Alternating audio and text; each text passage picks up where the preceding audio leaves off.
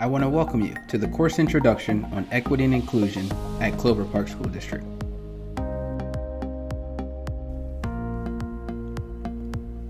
The Clover Park School District is on an equity journey. Our aim is to move the district forward in becoming more equitable and inclusive for staff, students, families, and community members. The journey analogy is intentional. Journey speaks to a spectrum of cultural competence organizationally and individually. The work is ongoing and no one actually arrives. Joining the Clover Park School District staff means joining us in our equity journey. As a member of our team, we're expecting you to join a community of engaged adult learners. Explore your personal narrative and cultural journey. Acknowledge each person's unique cultural narrative. Take inventory on the lens in which you view the world and other people. Embrace connections with a diverse staff and diverse student body. Prepare our students to engage well in a globally diverse world.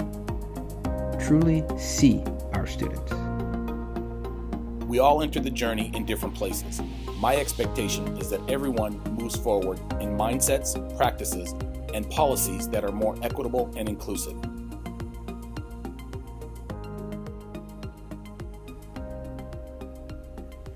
When you hear the word diversity, you have to think of diversity as an umbrella category or concept for many differences.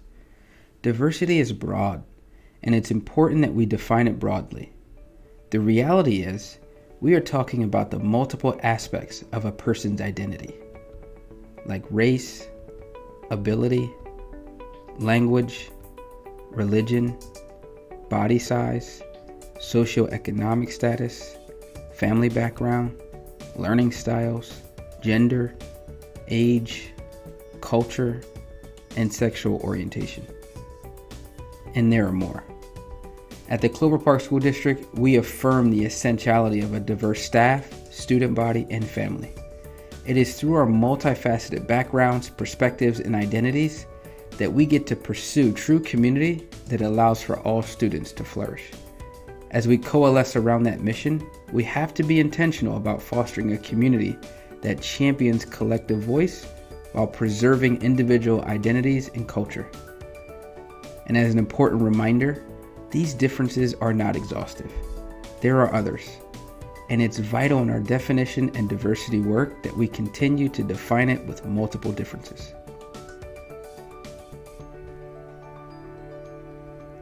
In the context of education and organizational practice, equity is often misunderstood or underdefined. The first thing that's important to note is that equity is different than equality. Equality is about sameness. I treat everybody the same, or I don't see this student any different than that student. At face value, those phrases seem noble and harmless. However, those types of statements fail to acknowledge, account for, or affirm the beautiful diversities of a staff team and student body. And it's not semantics.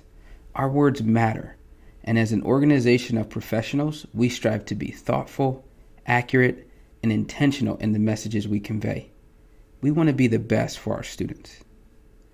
Equality has its place in our work, and in fact, equality is good, but equity is better. Equity involves inquiring, affirming, and meeting diverse needs. People are different in many ways, and as a result, we must inquire about those different needs. That means encouraging and elevating diverse voices. We must create room to celebrate differences and allocate resources according to diverse need. Equity is also about identifying and removing barriers. Respective to our different departments and roles, we all have desired outcomes for students, staff, and families. And our commitment to equity demands we identify the barriers that may exist in achieving those desired outcomes. An example I like to use is a building.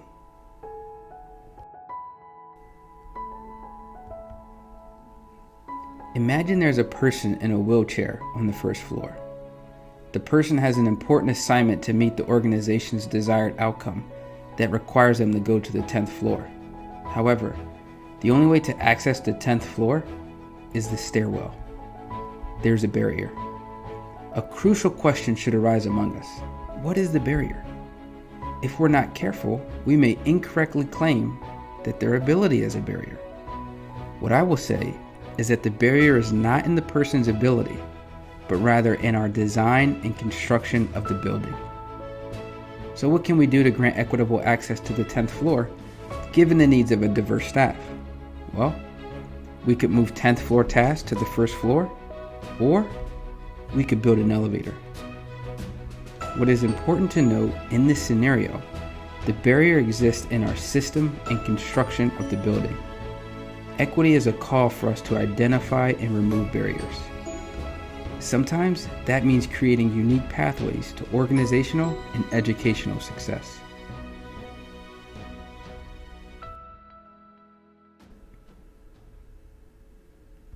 Equity is a commitment to discover what works and for whom. Equity is maintaining high standards, rigor, college and career readiness. As we intentionally become more aware of differences and barriers, it does not mean we lower standards or lower expectations. As we grow in our cultural competence and become more culturally responsive, we actually have the ability to engage the intellectual capacities of our students that improves cognitive function, which translates to academic improvement. Becoming more culturally responsive will also increase classroom engagement, facilitate inclusive classroom management, and decrease referrals for student discipline.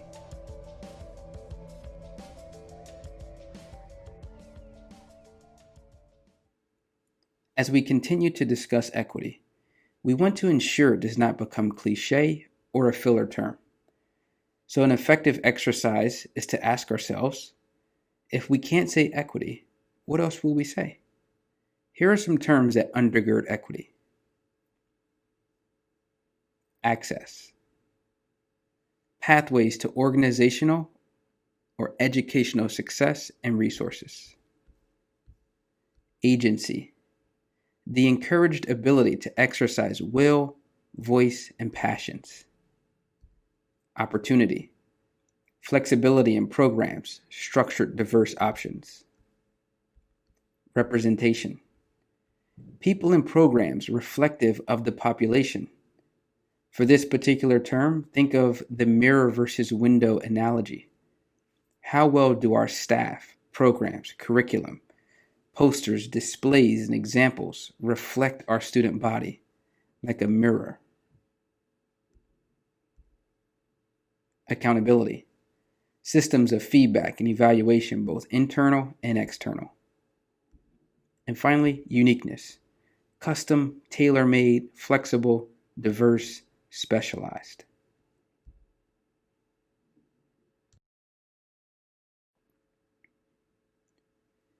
Inclusion is about staff, students, families, and community members feeling seen, heard, welcomed, respected, safe, understood, valued, and celebrated.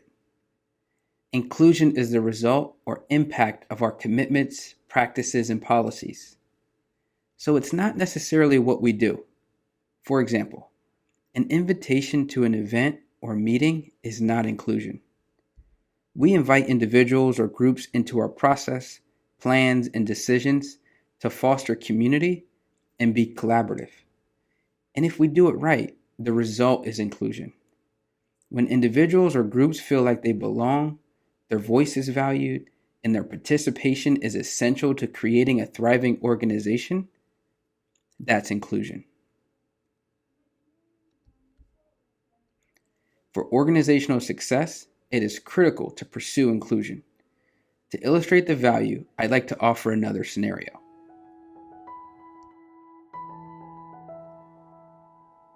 Imagine the last building you walked into. When you entered the building, did you think to yourself, is this building wheelchair accessible? Most of us, and in reality, 98% of us, did not have that thought. Why do you think that is? The simple answer is this: because we're not in a wheelchair. It's not our reality, it's not our need.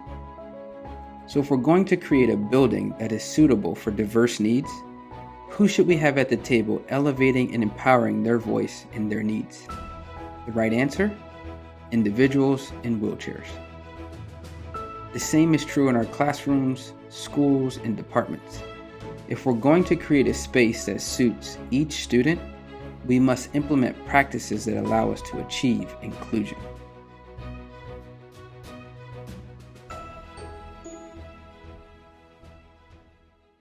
Additionally, it is illegitimate to arbitrarily claim that our students, staff, families, and stakeholders feel seen, heard, celebrated, and respected. We must facilitate space that encourages them to define and communicate those realities. This can be achieved in many ways, like surveys, forums, or even small group listening sessions. Our final thought on this concept for now is that inclusion is not colorblindness. Colorblindness is the social concept that essentially asserts that race should not and does not matter. It implies that we are all the same, we're all treated the same, we all have the same opportunities, we all have the same resources, and race has no impact on how one is treated and has no impact on one's experience at any time. It is most frequently verbalized with statements like, "I don't see color. I just see people. The color of one's skin doesn't matter to me." Those statements seem noble, but a closer examination reveals those statements are not helpful in our pursuit of equity, inclusion, and cultural competence. If we don't see color, we are not going to see our students, whose skin color and race is deeply connected to their identity, dignity, heritage, family, and life experiences.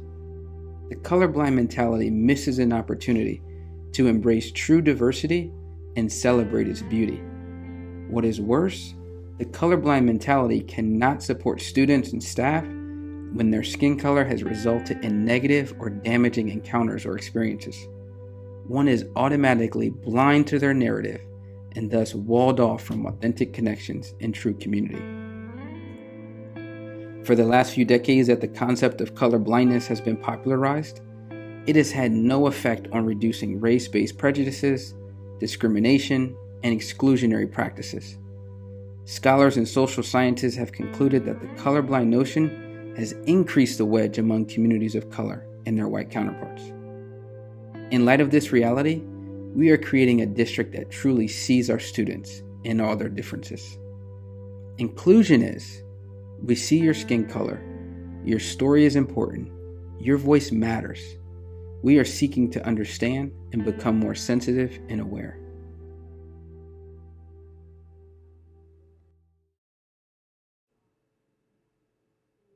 So why equity and inclusion?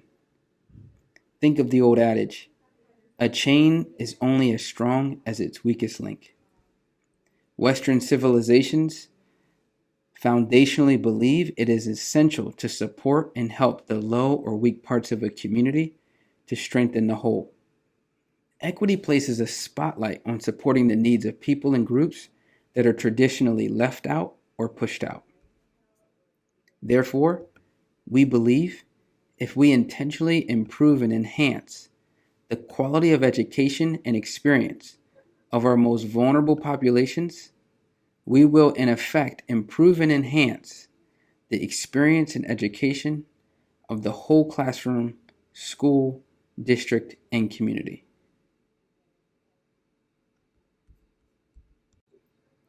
For the next few minutes, we'll briefly preview some of the efforts around equity and inclusion district-wide. We see it across 4 focus areas: district, the staff in every school, students, and families and community. It's important to note that the work mentioned in this presentation are just some of the efforts underway in our pursuit of equity and inclusion. Let's begin.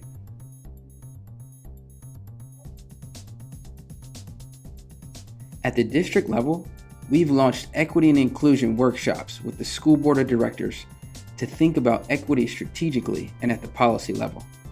Department leaders and supervisors from SSC and ASC, that is nutrition, transportation, maintenance, grounds, HR, graphics, and marketing, have participated in multiple trainings to make progress along our equity journey. Other notable work is being done by Special Education Department, Student Services, Teaching and Learning, IT, CTE, as well as assessment. A lot more to say, but we have to keep going.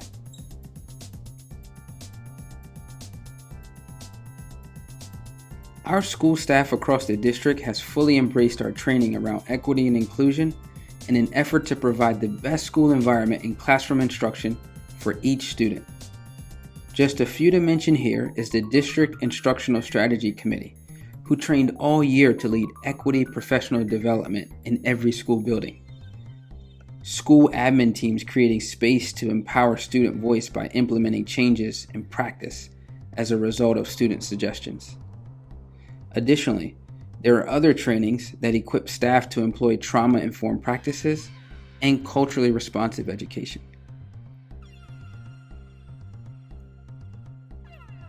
Our initiative around student voice has been a monumental step in our pursuit of equity. In our first year, we facilitated over a dozen listening sessions under the Teen Summit umbrella that allowed a cross-section of students from various schools to elevate their voice. The student input and insight was nothing short of intelligence, brilliance, and innovation. The overall response from our students, staff, administrators, and families confirmed that voice matters and we must empower other voices. Administrative teams from the schools were eager to review student feedback and are working to implement changes in response to the Teen Summits.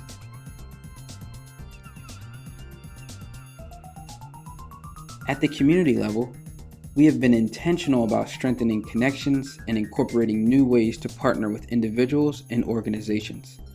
Our aim has been to foster genuine community, elevate diverse voices, and establish levels of accountability. Our efforts have resulted in collective connectedness among community members, nonprofit agencies, and government agencies.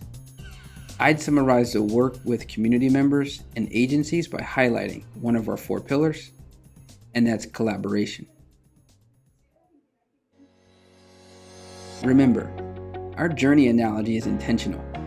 Journey speaks to a spectrum of cultural competence organizationally and individually. What is essential is that we move the district forward on a path that is more equitable and inclusive for staff, students, families, and community members. The work is ongoing and permeates through our entire district as we shift mindsets, practices, and policies to create promising futures. Here are a few quotes from our Superintendent Ron Banner and Board of Directors President Marty Schaefer. Equity is the core of everything we do in the Clover Park School District. True equity comes out of genuine community. The work of equity and inclusion is everybody's lift in the Clover Park School District. Our equity journey has been intentionally and authentically collaborative district-wide. I want to thank you for tuning in to our Equity and Inclusion introduction at Clover Park School District. You are not alone in this journey. We're all learning and growing together. The work is for sure complex, but the focus is simple. See our students, see our stakeholders, see our community. Seek to understand and be sensitive to.